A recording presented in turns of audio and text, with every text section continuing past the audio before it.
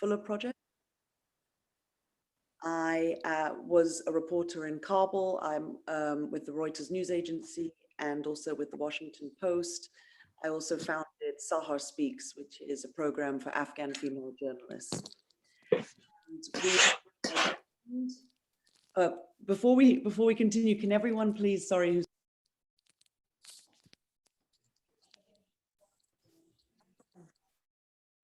I didn't hear the last one. okay. Can everyone please mute if you've joined us on Zoom, please? Lots of noises. Thank you. Great. So I just want to introduce our lovely panelists who are with us today, who you can see here. Farshad Usyan is an Afghan photojournalist. He's joining us here from Paris. He was born and educated in Afghanistan's northern city of Mazar Sharif. Since 2013, he has been working as a photojournalist, covering the stories of his country, using his camera to tell untold stories, which also have a powerful social message. He also works with Agence France Presse, photographer, and he's a regular contributor to Climate Tracker, the Ground Truth Project, and he's also been written about in the New York Times Lens. So thank you very much and welcome, Farshad. We're also joined by Viktor Uroshevich. Viktor is joining us tonight from Lashkargah in Helmand province in Afghanistan, where he is the medical coordinator for the emergency hospital. And tonight is a fundraiser for emergency. They do amazing work. They provide free, high-quality healthcare to victims of war, poverty, and landmines, as well as building hospitals and training local medical staff. It's an Italian NGO and it's international in its presence. And since its founding in 1994, it's operated in many places across the world, from Afghanistan to Italy to Uganda and Yemen. Emergency does extremely important and crucial work in Afghanistan, where it has 3 trauma hospitals, a maternity center, and over 44 first aid posts and primary healthcare centers. So welcome, Viktor, and it's really nice to have you here tonight. Hopefully our comms will stay intact, and we can actually we can hear what you have to say. Let's begin, if I may, Viktor. The whole world right now for pretty much all of August was looking at Afghanistan and seeing the tragedy unfold there with the Taliban takeover and with the US withdrawal. Could you tell us a bit about emergency's work and what the recent changes mean for emergency on the ground? Well, first of all, very happy to speak with you tonight. It's a great pleasure. Yes, as you said, since August, everybody is speaking about Afghanistan, and also Lashkargah was in all the headliners for a couple of days. Honestly, for us, with this change of leadership, nothing changed. For us, nothing changed because we were very neutral even before these events. We were strongly pointing that we are here for the common people, without asking who is coming from where, what is the reason they came. For us. Everybody is a patient. We asked no questions. We were just doing our job, and that's why we have a good reputation in this place and also in the other projects. So for us, really, there is a high hope that our activities will not be influenced by the change of the authority. I mean, we're hearing a lot of reports on the ground that there is a lot less fighting right now happening across the country, indeed no fighting in many areas, but aid is also dramatically reducing. What does that mean for your work? Does that mean, can you describe a bit what exactly is happening on the ground right now in Helmand? Sure. Yes, the fact is that there is less fighting, but still we are receiving patients that are injured in the road traffic accidents and other reasons that are not closely connected to the fighting. So we still need to keep our activities. We are still trying to provide a high level of the care for everybody in need, and for sure will be a problem for us if we cannot receive our supplies, our material from abroad, and even now we are facing problems because a couple of our shipments are held in the border. It's not possible for it to enter. Some of our shipments are fixed in the airport, so this is also a problem. And I think these are the problems that we need to, not us obviously, but the people that have a possibility to fix, to focus on. We have problems because we cannot pay the salaries for the workers because all the banks are closed, and we cannot get the money inside, also in Lashkarga. So we are just waiting for them to find a resolution. So these are the real problems now, besides the old ones, the poverty and the other issues that are remaining regardless of the fightings. Would you say that's the okay? So I mean, so what needs to happen now would you say that's the main issue that needs to be resolved for you and also for other humanitarian organizations to continue operating? Is it that you need access to your supplies and to be able to have your money and your funding come through? For sure. These are the open issues in this moment. Everything else is you can somehow fix, but if you don't have the medications, if you don't have the consumables, and if you cannot pay the salaries, you're in trouble. Our hospital is employing 384 people, so it means that we are giving a contribution to the community itself, and we are dealing with a lot of local suppliers, buying local market products. So for sure, this is the impact for the microeconomy in Lashkargah as well, and all these things will make great issues if they're not resolved very soon. How can they get resolved? What needs to happen in order for that to happen? The main problems are in the capital. So from Kabul, we don't have the clearance to send our supplies because a lot of these supplies are fixed also or on the borders or in the airport. Also, the central bank is still closed, and also our branch in Lashkargah is not operable. So these are all the things that we cannot influence from here, but we have to live with that because there is no other way. And so tonight is a fundraiser event, and you are an NGO. Could you tell us a little bit about how the funds raised go to your work?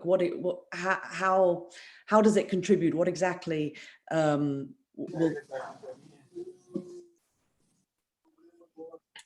How exactly? I didn't catch the last one, please. Sorry, could you give us a little bit of an idea about where the funds, so obviously this is a fundraising event, will the funds from this event and also from all your fundraising efforts go primarily to getting supplies and also to paying your staff, or are there other areas that you'll be considering as well? Could you tell us a little bit about how emergency works?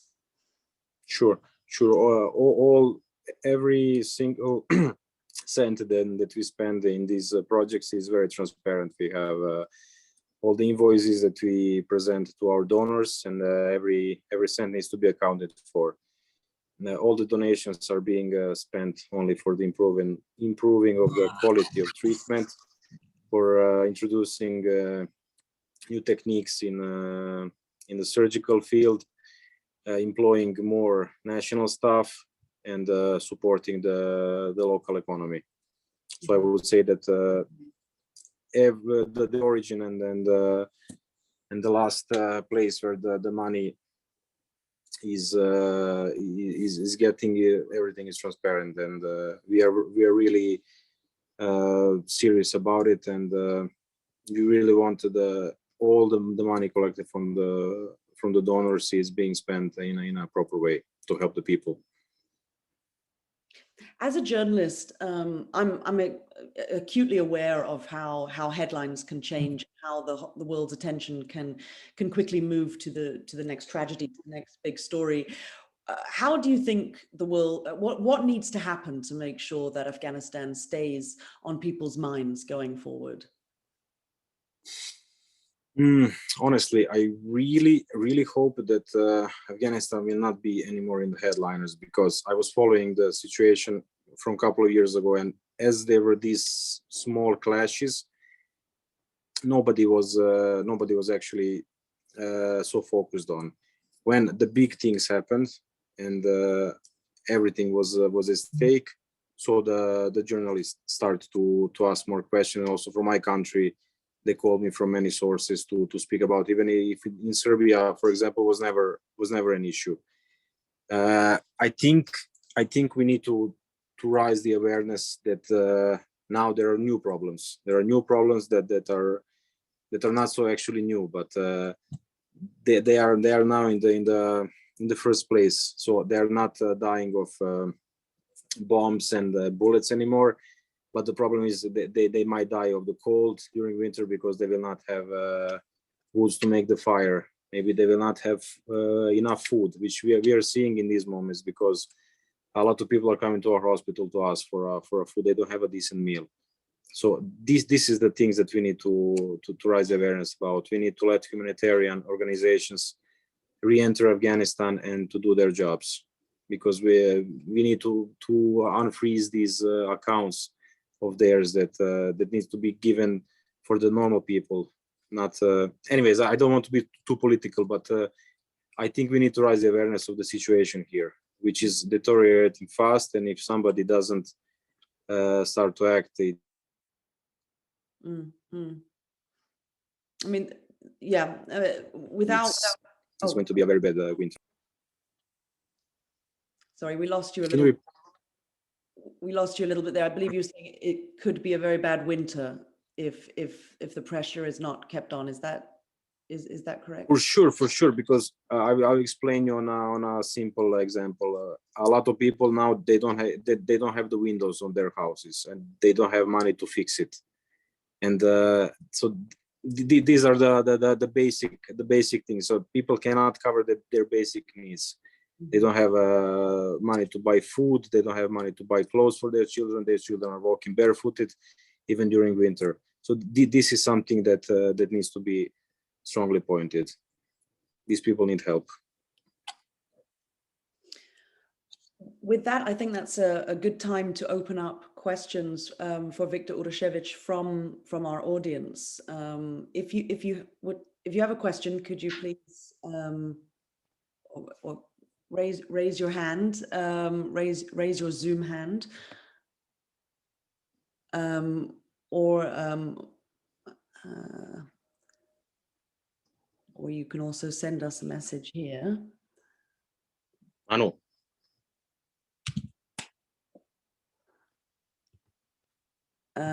This is your opportunity to ask Viktor any questions about emergency. I mean, it's an amazing organization. They, like he said, they're neutral. They've been out and they have always pledged to help anyone in need. But they've also been an outspoken critic, of course, of the war, indeed of all wars worldwide from the onset, and are doing incredible work in Afghanistan. And Viktor is joining us live from Lashkargah in Helmand. So we have a message here. This is a great question, actually. Here we go, Viktor. Someone is asking, what is happening with the farms in Afghanistan? Obviously, it's an incredibly rural country. I assume this is a question to do with security, or maybe to do with the Taliban's plan to get rid of opium farming. But could you comment a bit about that? What situation are the farmers in going into this autumn and winter?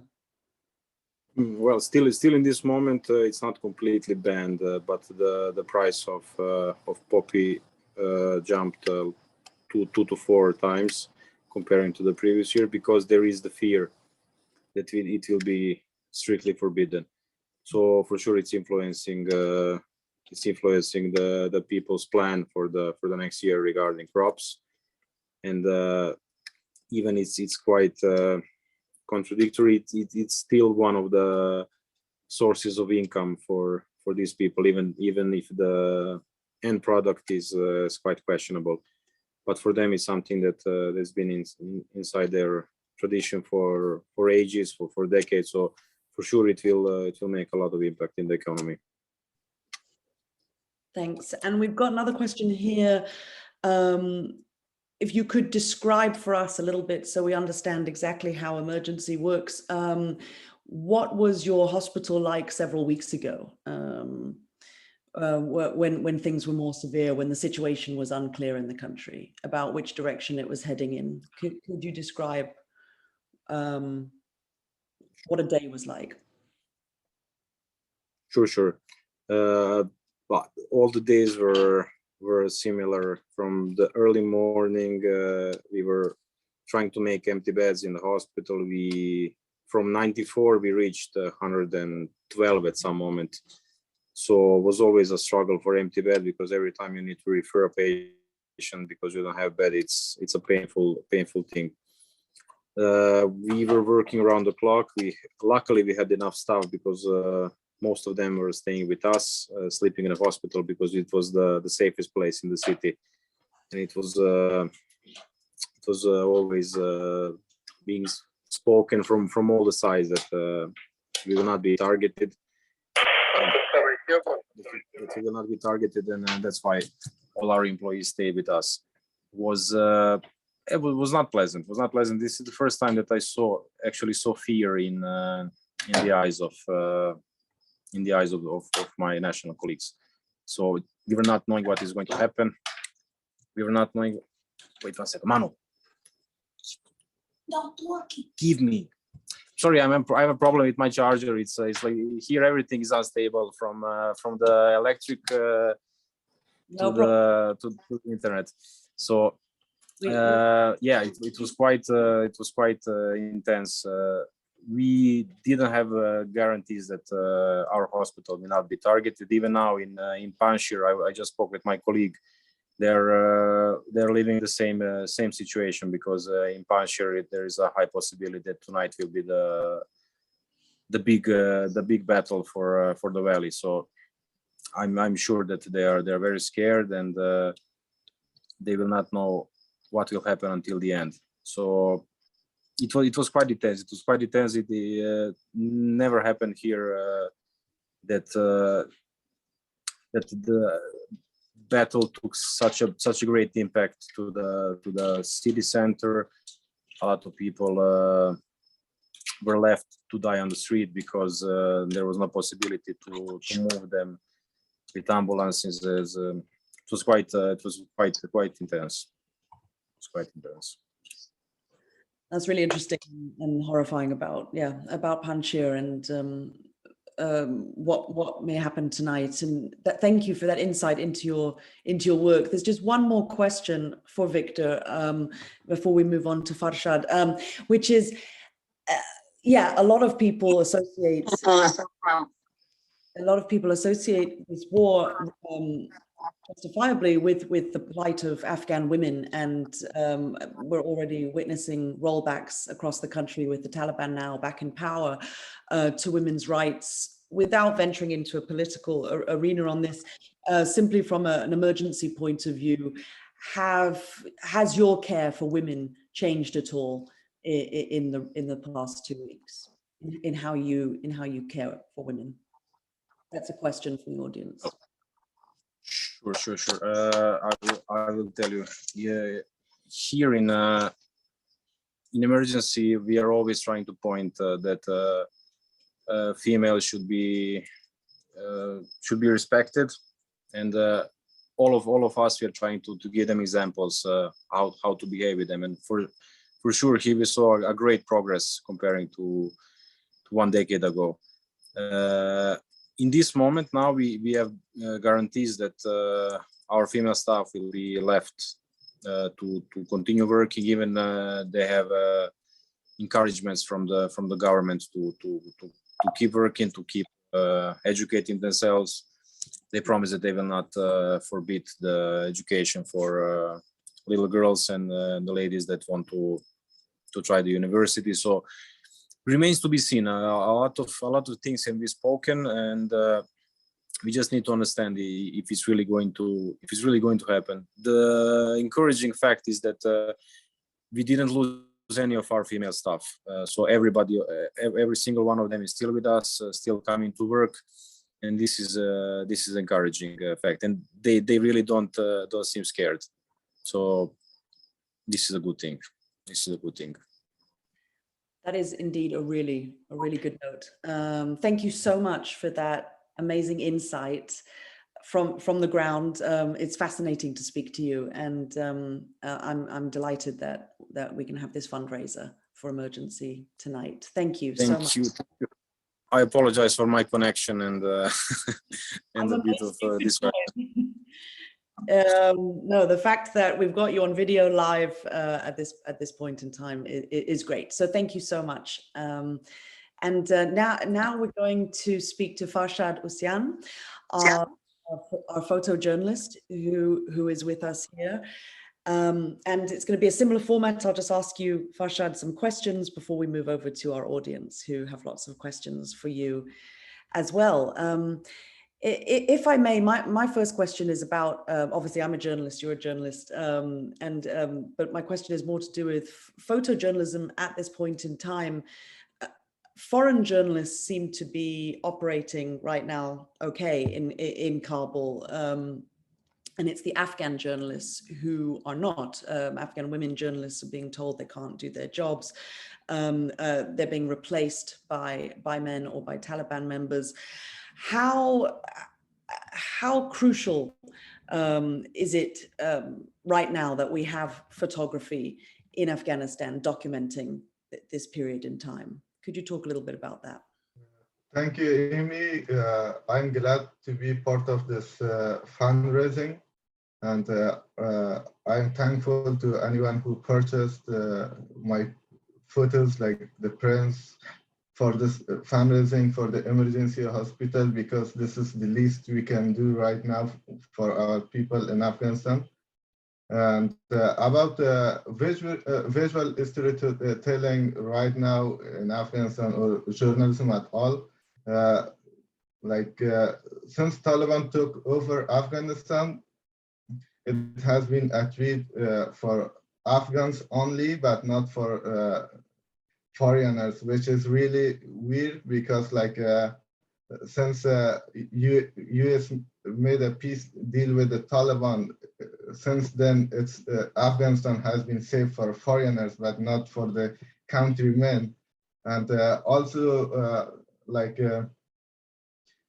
we need journalism, not biased one, because there are a few that spreads propaganda for one side or another, but we need journalism to enlighten the ground truth and the ground reality, and to promote human rights and expose social injustice. So right now we can see a lot of women, or women journalists are not at their work, and they're not able to do what they love to do. So it's already a problem for I'd say Taliban have banned freedom of speech there. So also they had some announcements regarding the media coverage for Afghan journalists, telling that they should report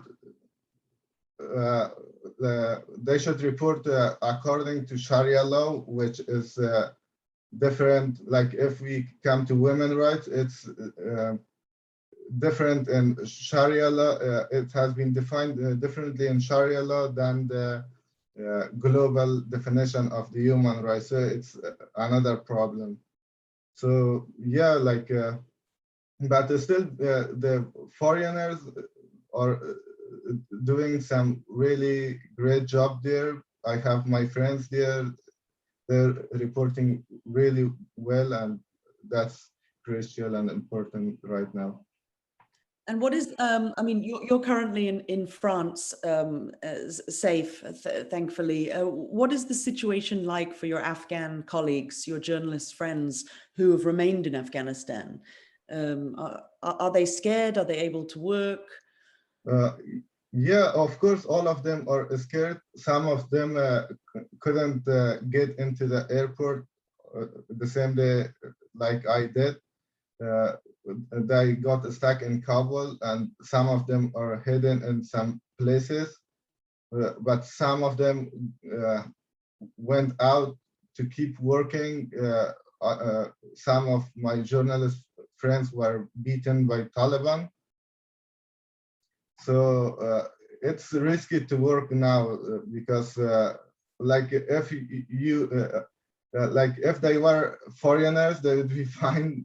Still, like because they're Afghan, it's an issue. They get beaten time to time, so it's really difficult to work. With that in mind,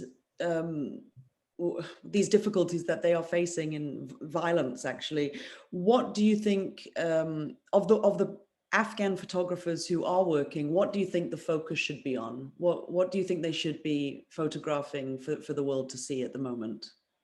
At the moment, I think they should show the reality. The reality talks for itself. They don't need to focus on one specific topic or just follow some sort of like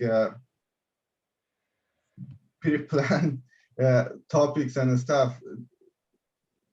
As journalists should show the reality, how it is and how it's going for the people, especially because like anyone who is in power, they mostly don't care about the public, but the most important and the majority is the public. So they should show the reality, and I think that would be enough.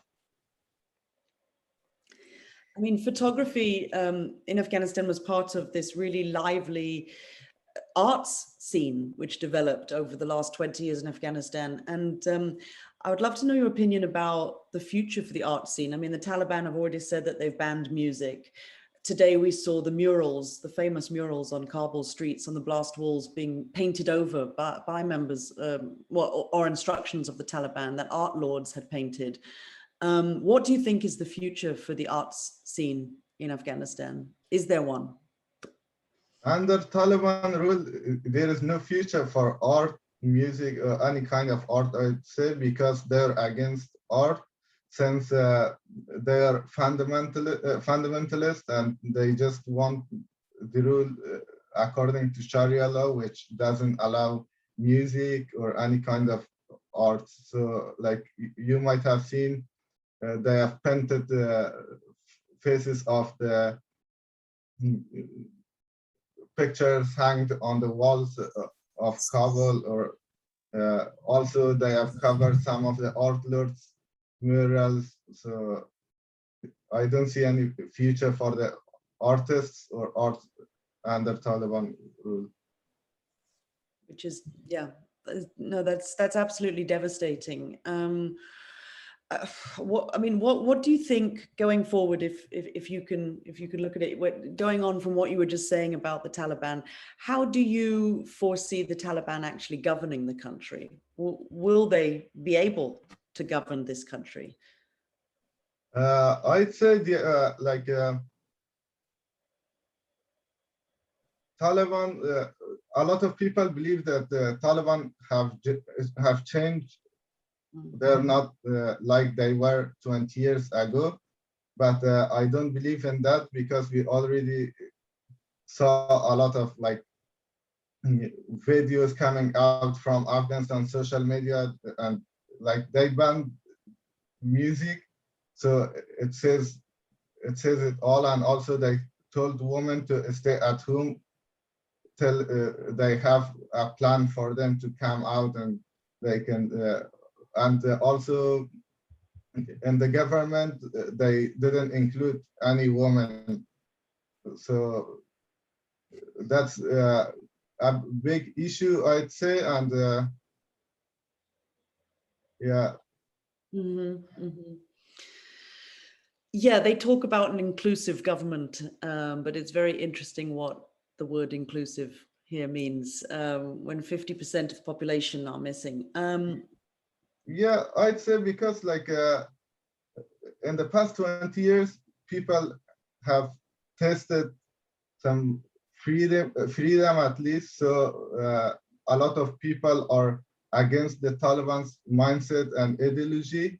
And if we see the so-called national resistance forces in Panjshir, and a lot of people all across the country are supporting them online. So it means uh, Taliban cannot govern over Afghanistan or Afghan people, because if they don't change themselves, then they cannot be the ruler in Afghanistan.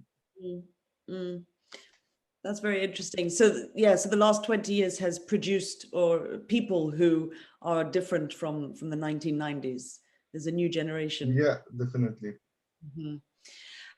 What would you like to see the international photographers specifically focusing on in the coming weeks and months in Afghanistan? I mean, is there any specific stories you think they're missing? Uh,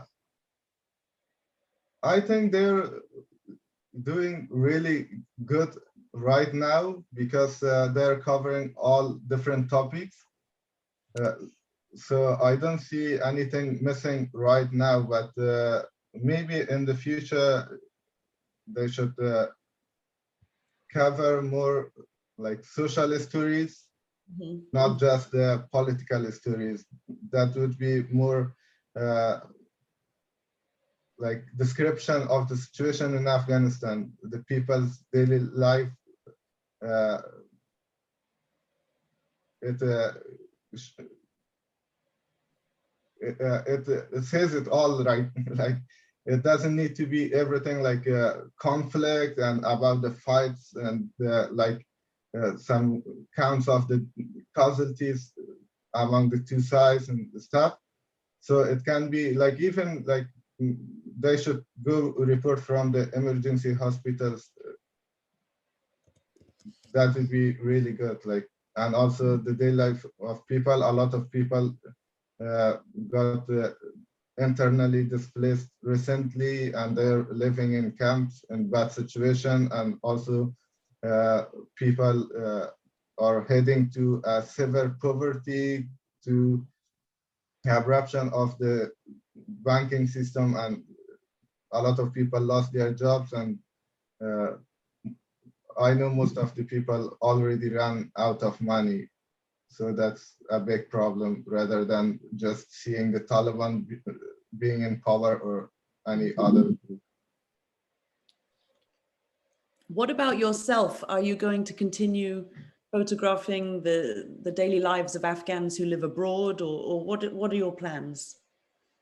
Uh, for myself, because I have just come recently, I am still very, I say I'm in shock yet, and I try to overcome my emotions and feelings. At the same time, I am very concerned regarding my family situation and also my colleagues and friends who are back in Afghanistan.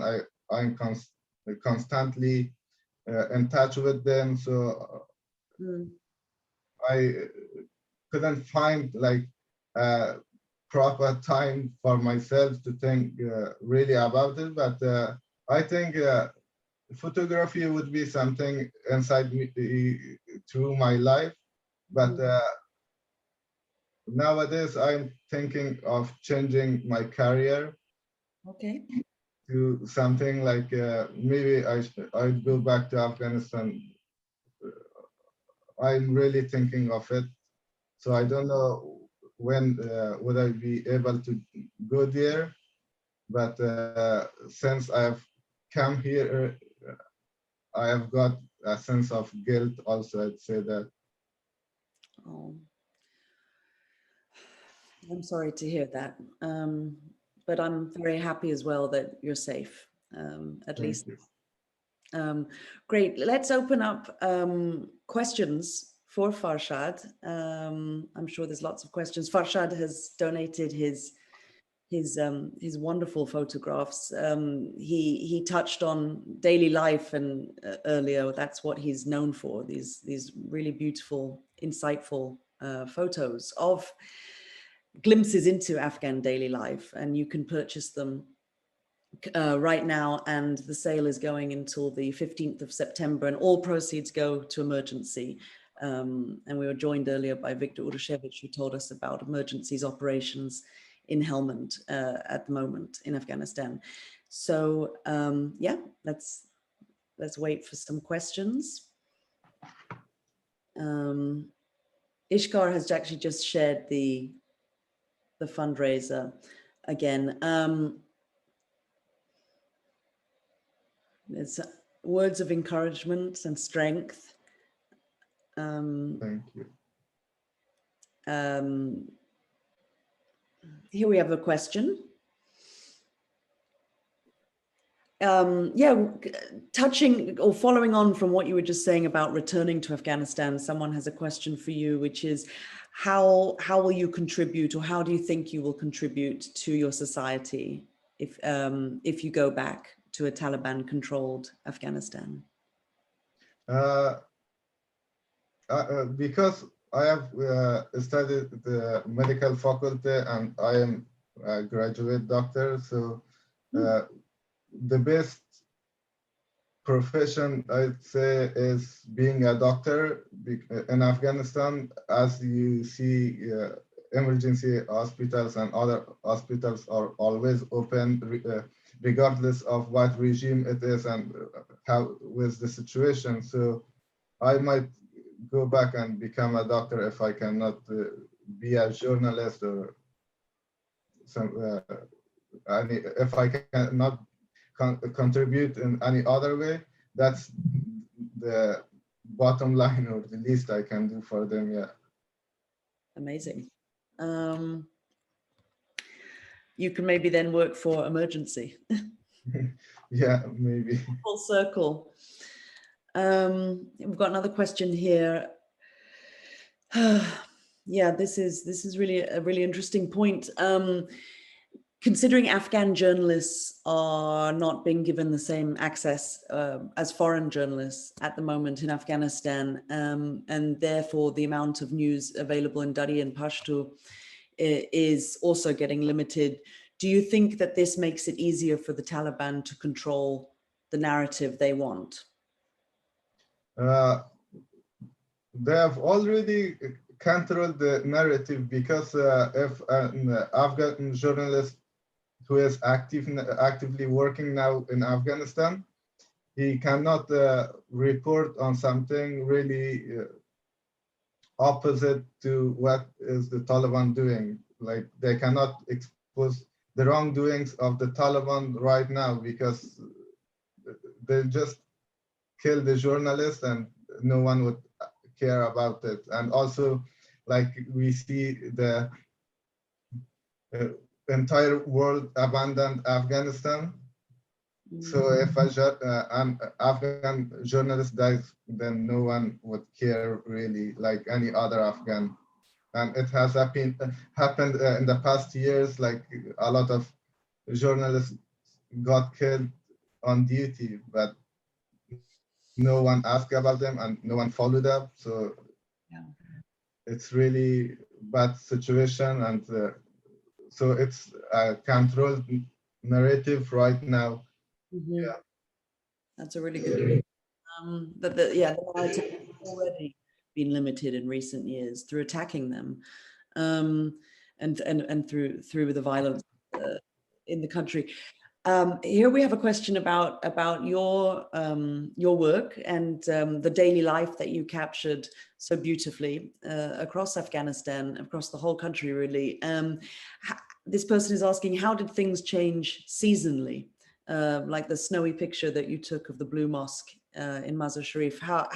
So I guess this question means, yeah, so was it easier for you in certain seasons, or did people's did people's moods change as the seasons changed? How did that affect your photography?